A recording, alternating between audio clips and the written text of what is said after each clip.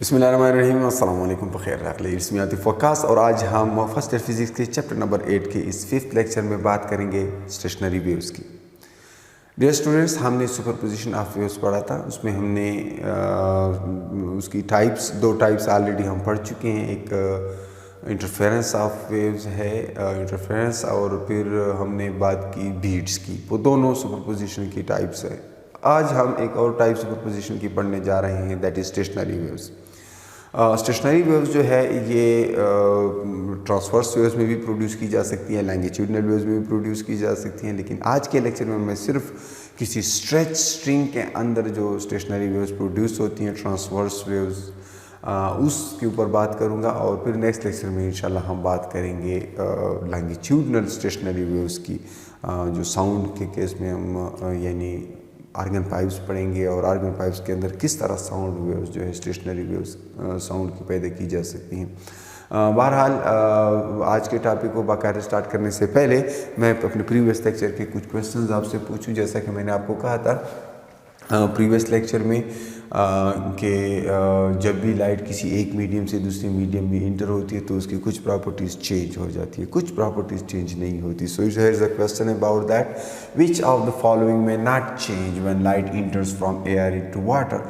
Light air से water में जा रहा है, एक मीडियम से दूसरे मीडियम में जा रहा है, क्या चेंज नहीं हो सकता? वेवलेंथ चेंज हो सकता है। क्यों? क्योंकि स्पीड चेंज हो जाती है। जब लाइट एक मीडियम से दूसरे मीडियम में इंटर हो जाती है तो चूँकि मीडिया के रिफ्रैक्टिव इंडाइसिस डिफरेंट होते हैं, इसकी वजह से उनमें स्पीड ऑफ लाइट डिफरेंट होती है उन मीडिया में। इसलिए जो है चूँकि स्पीड चेंज होती है, और आप जानते हैं कि v इक्वल्स एफ लेमडा या c equals F lambda light के केस में अगर फ्री स्पेस में है, वैक्यूम में है, तो ये c है और ये किसी मीडियम में इंटर हो जाता है तो उसमें चेंज आ जाती है। c और v के इस रेशो को हम आप जानते हैं, उसको हम रिफ्रैक्टिव इंडेक्स कहते हैं। तो चूंकि मुख्तलिफ मीडिया का रिफ्रैक्टिव इंडेक्स डिफरेंट होता है, वाटर और एयर के रिफ्रैक्टिव इंडाइसिस में फ़र्क है, इसलिए जब लाइट एयर से वाटर में या वाटर से एयर में जाती है तो स्पीड में फ़र्क पड़ सकता है। लेकिन अगर स्पीड में फ़र्क पड़ता है तो किस वजह से फ़र्क पड़ता है? फ्रीक्वेंसी चेंज हो जाती है या वेवलेंथ चेंज हो जाती है। तो बात अगर आपको याद हो, मैंने बताया था कि फ्रीक्वेंसी का ताल्लुक सोर्स के साथ है, वो मीडियम पे डिपेंडेंट नहीं है। फिर अगर कोई सोर्स ऑफ वेव्स किसी पर्टिकुलर फ्रीक्वेंसी के साथ ऑसिलेट कर रहा है तो उससे इमिट होने वाली वेव्स भी उसी फ्रीक्वेंसी के साथ ट्रेवल करेंगी। इसलिए frequency is the correct option कि ये चेंज नहीं हो सकता। बाकी अगर स्पीड में चेंज आती है तो वो वेवलेंथ में चेंज की वजह से होती है। एम्पलीट्यूड को अगर देखें तो एम्पलीट्यूड में भी चेंज आती है। क्यों? क्योंकि लाइट जब एक मीडियम से दूसरे मीडियम में इंटर होती है तो उसका कुछ हिस्सा रिफ्लेक्ट बैक हो जाता है पहले मीडियम में और कुछ पेनिट्रेट हो जाता है, जिससे इसकी एनर्जी डिवाइड हो जाती है, जिससे इसका एम्पलीट्यूड, चूँकि energy is proportional to the square of amplitude, तो एम्पलीट्यूड भी कांस्टेंट नहीं रहता। इसलिए frequency is the correct option. And then in question number 2, what is the change in phase of a wave that reflects back to rare medium from a denser medium. किसी rare medium से light wave pass हुई, किसी denser medium की surface से, boundary से reflect back हुई, from the denser medium it reflect back to rare medium में वापस आई। तो जब कोई वेव डेंसर मीडियम से रिफ्लेक्ट होकर वापस पहले वाले रेयर मीडियम में आती है तो उसके फेज में 180 का फ़र्क पड़ता है। और यह हमने डिस्कस किया था, मैंने आपको बताया था कि फॉर एग्जांपल एक थ्रेड है या कोई स्ट्रिंग है जिसको आपने किसी सॉलिड सपोर्ट के साथ बांधा हुआ है, तो अगर आप उसकी तरफ कोई वेव भेजते हैं तो जब वो वेव वापस आपके पास आएगी तो वो इस तरह होगी कि इसका पीक इसका एंटी पीक बन चुका होगा और इसका एंटी पीक बन चुका होगा, यानी 180 आउट ऑफ फेज आएगी अगर ये पॉइंट फिक्स हो ये, या अगर किसी रेयर मीडियम से डेंसर में जाए। और मैंने एग्जांपल दी थी एक प्लास्टिक के स्प्रिंग की, जो कि इसको कनेक्ट किया गया था लोहे के स्प्रिंग के साथ, और मैंने आपको कहा था कि इससे आप बेहतर अंडरस्टैंड कर सकते हैं। सो हेयर 180 फेज डिफरेंस, क्यों, कब, जब डेंसर मीडियम की सरफेस से रिफ्लेक्ट बैक हो जाए। सो इसके साथ ही हम आज का टॉपिक भी स्टार्ट कर लेते हैं। ये मिटा दूँ।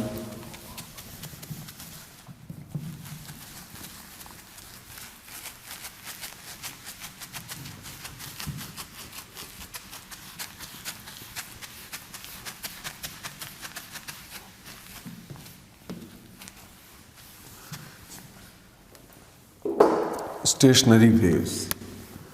स्टेशनरी वेव्स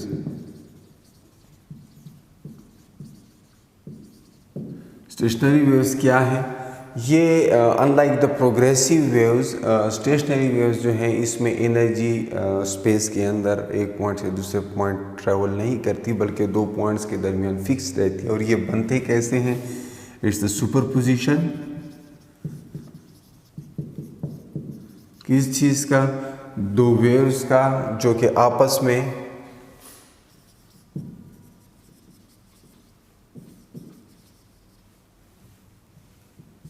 कोहेरेंट सोर्सेस से बनी निकली हैं दोनों वेव्स, और मूविंग विथ सेम स्पीड।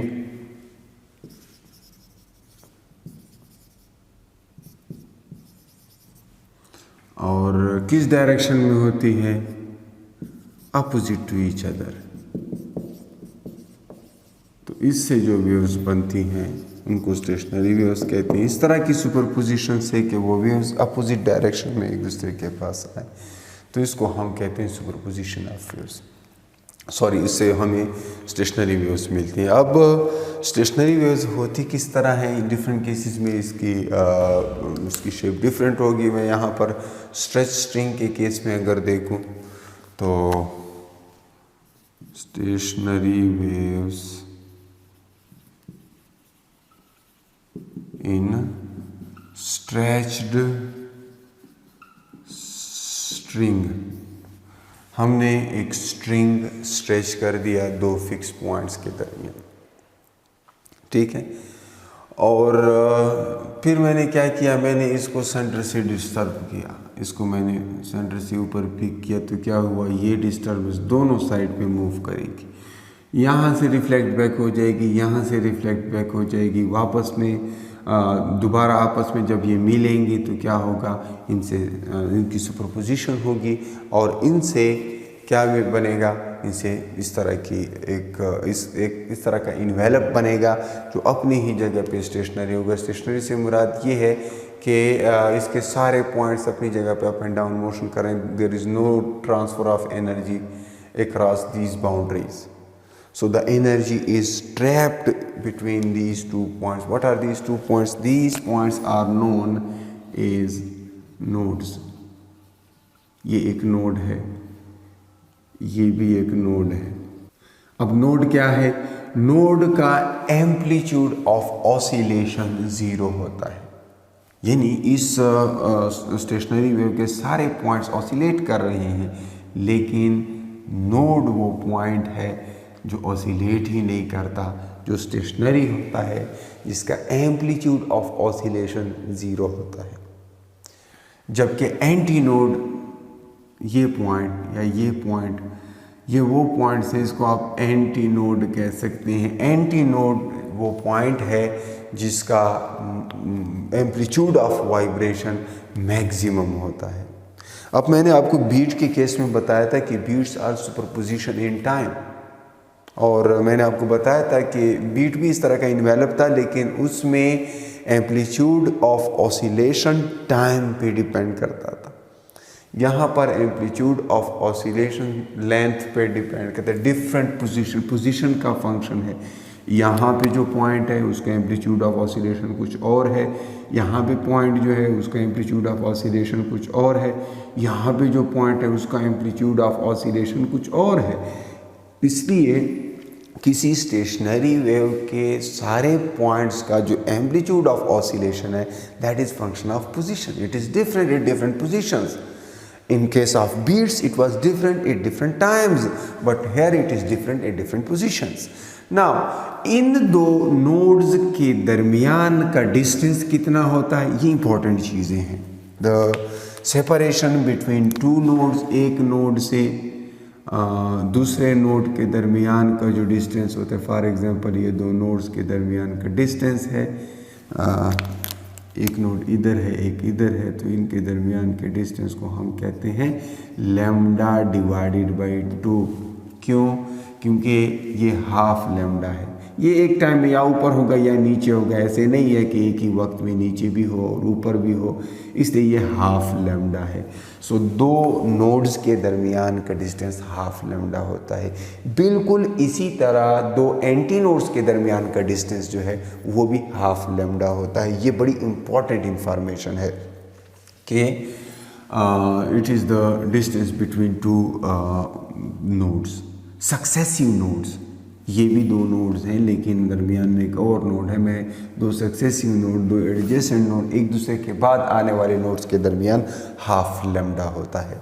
और एक और इम्पॉर्टेंट बात जो आपने याद रखनी है, अगर स्ट्रेच स्ट्रिंग है, दो पॉइंट्स के दरमियान हमने कोई स्ट्रिंग स्ट्रेच की हुई है, तो हमेशा देयर इज़ ऑलवेज क्या, there is always node at ends. Ends पे हमेशा नोड. तो किसी भी स्टेशनरी वेव, किसी भी सेटअप में एक स्ट्रिंग है या जो भी है, उसमें जब भी आप स्टेशनरी वेव्स पैदा करें, स्ट्रेच स्ट्रिंग में जब भी आप स्टेशनरी वेव्स पैदा करें, कभी भी सिंगल नोड नहीं हो सकता, हमेशा दो नोड होंगे. So node at the ends. Minimum उनकी तादाद जो हो सकती है किसी स्टेशनरी वेव्स में, मिनिमम नोड्स हो सकते हैं मिनिमम नंबर ऑफ नोड्स जो है R2. दो से कम बन ही नहीं सकते. आगे हम देखते हैं कि दो कब होंगे. दो जब होंगे तो कम से कम फ्रीक्वेंसी होगी उस सिस्टम की, एंड फंडामेंटल फ्रीक्वेंसी उसको हम कहते हैं लाइक दिस केस. दूसरी चीज़ नोड्स के मुतालिक ये है कि एंटी नोड्स, हमेशा एंटी नोड्स की तादाद जो है, ठीक है, number of anti nodes, number of anti nodes जो है, that is always equal to number of nodes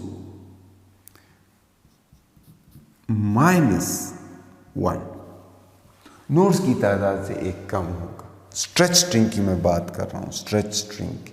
तो यहाँ पर दो नोड्स हैं तो एक एंटी नोड है. यहाँ पर 1 2 3 नोड्स हैं तो दो एंटी नोड्स. यहाँ पर 1 2 3 4 नोड्स हैं तो 3 एंटी नोड्स होंगे. यानी एंटी नोड्स की तादाद हमेशा नोड्स की तादाद से एक कम होगी. ये बात भी जहन में रहे. और मज़ीद ये कि अगर आप ये अब देखना चाहते हैं कि फ्रीक्वेंसी कब ज़्यादा होगी, जब नोड ज़्यादा हो या कम हो, तो इसके लिए हम ये देखते हैं. सबसे पहले मैं उस स्ट्रेच स्ट्रिंग को बिल्कुल मिडल से प्लग करता हूँ. क्या, और मैं ये इसकी मैथमेटिक्स थोड़ा डिटेल से इधर लिख लेता हूँ. तो अगर हमें उसकी फ्रीक्वेंसी चाहिए, फंडामेंटल फ्रीक्वेंसी, यहाँ पे बड़ी इंटरेस्टिंग बात है कि स्टेशनरी वेव्स जो होती हैं इसमें क्वांटाइजेशन ऑफ फ्रीक्वेंसी होती है. फ्रीक्वेंसी क्वांटाइज्ड हो जाती है, एनर्जी क्वांटाइज्ड हो जाती है, आप देख सकते हैं. तो इस पर हम बात करते हैं कि फ्रीक्वेंसी कैसे कैलकुलेट कर सकते हैं.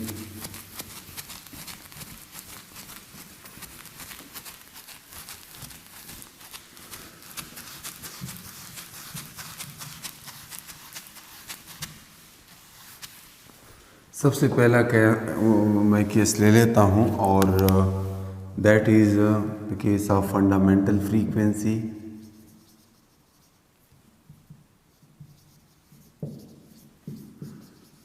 अच्छा, फंडामेंटल फ्रीक्वेंसी कब होगी? जब when the string is plucked at the middle। जब बिल्कुल मिडल में आप इसको प्लग करेंगे तो सिर्फ एक स्टेशनरी वेव पैदा होगी, एक लूप बनेगा, उसमें दो नोड्स होंगे, एक एंटी नोड। आपने इसको मिडल पे प्लग किया तो फंडामेंटल फ्रीक्वेंसी इस केस में होगी जब स्ट्रिंग को प्लग किया जाए मिडल में। ऐसा करने से हम क्या कर लेते हैं, देखें लेंथ जो है इस केस में वेव लेंथ जो है लैम्डा, सो वो क्या होगा, इसके लिए आप ये देखें the length of this thread is, let suppose इसकी लेंथ जो है L है, ठीक। अगर इसकी लेंथ L है और इसमें एक ही जो है लूप बना, यानी दो नोड्स बने, और हमने ये बात ऑलरेडी कुछ देर पहले की है कि दो नोड्स के दरमियान हाफ लैम्डा होता है, तो इसलिए आप कह सकते हैं कि लेंथ के अंदर हाफ लैम्डा है। और मैं इसके साथ लैम्डा 1 लिखता हूँ क्योंकि मैं F1 की बात कर रहा हूँ फंडामेंटल फ्रीक्वेंसी की, तो इसके साथ मैं 1 लिख लेता हूँ, ठीक है। ये लैम्डा 1 इक्वल है 2 दफ़ा लेंथ के, डबल ऑफ लेंथ, ठीक, मान लिया। अब अगर लैम्डा ये है तो फ्रीक्वेंसी क्या होगी। अब लैम्डा और फ्रीक्वेंसी के दरमियान रिलेशन कहाँ से आ सकती है, you know that V is equal to F lambda, from there you have F1 is equal to V divided by lambda 1, and if lambda 1 is 2L, you know that lambda 1 is 2L, so F1 is V divided by 2L. What is V? V is the speed of those waves which are produced in that string. जैसी पैदा होती हैं, मैंने कहा कि वो किनारे की तरफ जाती हैं और वापस आती है, तो उस स्ट्रेच स्ट्रिंग के अंदर वेव्स की जो स्पीड होगी वो यहाँ पे लिख लेनी। और आप लोगों ने ऑलरेडी पढ़ा है कि 1 डिवाइडेड बाई 2L, ये V जो है that is tension multiplied with length of the string divided by mass of that string. ये वो फार्मूला है स्पीड का V, और 1/2L लैम्डा की जगह मैंने लैम्डा 1 की जगह 2L पुट किया। सो this is the fundamental frequency, this is the fundamental frequency, इसको मैं 1 कह दूँ। अब अगर मैं क्या करूँ, इसको बजाय मिडल से प्लग करने के मैं इसको क्वार्टर से प्लग करूँ, 1/4 से प्लग करूं, तो जब मैं इसको प्लग करूंगा 1/4 से तो फिर मुझे क्या मिलेगी, फर्स्ट हार्मोनिक मिलेगी। First harmonic frequency, first harmonic कब मिलेगी, sorry second harmonic, fundamental is the first harmonic, second harmonic frequency.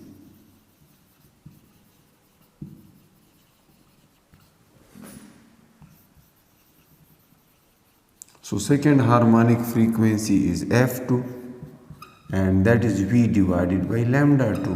But what is lambda 2? इस केस में आप देखें लेंथ के अंदर दो लूप्स हैं, यानी एक कंप्लीट वेव है lambda by 2 plus lambda by 2, 3 nodes हैं ना, तो 2 नोड्स के दरमियान लैम्डा बाई 2, फिर 2 नोड्स के दरमियान लैम्डा बाई 2। सो यहाँ पर जो है V डिवाइडेड बाई L है, क्यों, क्योंकि lambda 2 is equal to L, lambda 2 जो है that is equal to L, या आप इसको 2L डिवाइडेड बाई 2 लिख सकते हैं आसानी के लिए, यहाँ पर मुझे ज़रूरत होगी इसलिए मैं इसको 2 से मल्टीप्लाई और डिवाइड कर देता हूँ। F2 would be 2V divided by 2L, और V में जब आप वैल्यूज पुट कर लेते हैं आपको क्या मिलता है, 2 दफ़ा V डिवाइडेड बाई 2L, और V डिवाइडेड बाई 2L तो आपके पास ऑलरेडी मौजूद है, इसलिए आप ये लिख सकते हैं कि 2F1। बिल्कुल इसी तरह अगर आप इसको देखें, जब आप उस लूप को कहाँ पे प्लग करते हैं, इसको हमने मिडल पे प्लग किया था यानी 1/2 पे, इसको हमने क्वार्टर पे प्लग किया था और इसको अब मैं प्लग कर लेता हूँ 1/6 पे।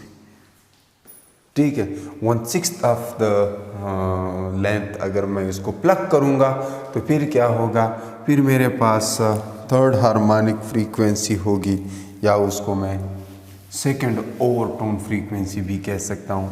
इसको फर्स्ट ओवरटोन कहते हैं या सेकंड हार्मोनिक कहते हैं। यहाँ पे अब आप देखें एक नोड है, 2 3 4 नोड हैं और पहले और दूसरे के दरमियान हाफ लैम्डा, फिर दूसरे और तीसरे के दरमियान हाफ लैम्डा, फिर तीसरे और चौथे के दरमियान हाफ लैम्डा और इन तीनों को आप ऐड करते हैं तो 3 दफ़ा λ/2। L in this case is 3 times λ3 divided by 2 and this gives λ3 that is equal to 2L divided by 3 and if I substitute this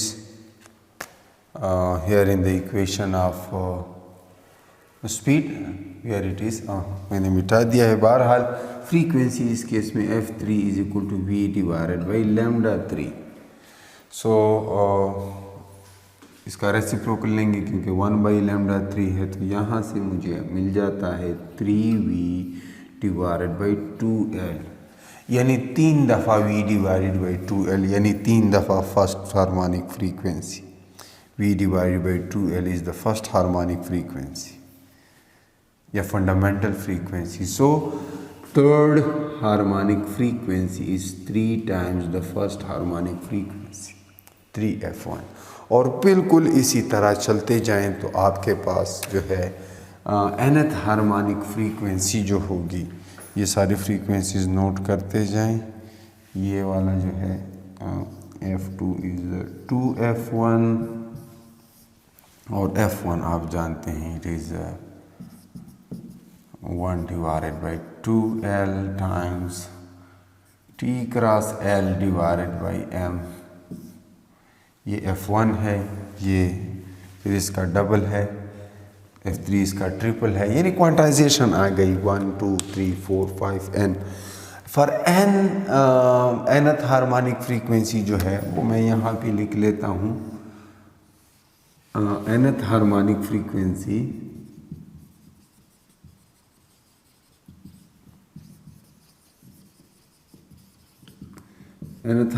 frequency जो है Fn that is equal to n times F1, बिल्कुल इसी principal से। और n जो है ये 1 से लेकर कोई भी इंटीजर होगा। So this is how we can discuss the quantization of frequency.